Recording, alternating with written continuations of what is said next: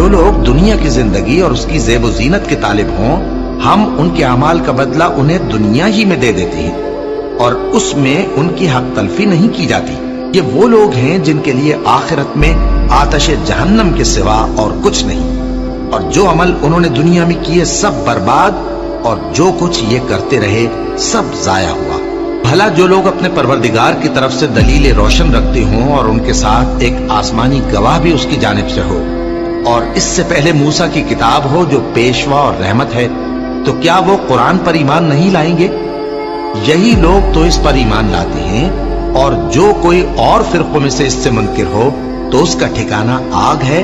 तो तुम इस कुरान से शक में न होना, ये तुम्हारे परवरदिगार की तरफ से हक है, लेकिन अक्सर लोग ईमान नहीं लाते। और उससे बढ़कर जालिम कौन होगा जो अल्लाह पर झूठ बांधे?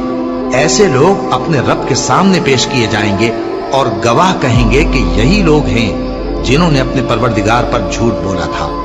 सुन रखो कि जालिमों पर अल्लाह की लानत है।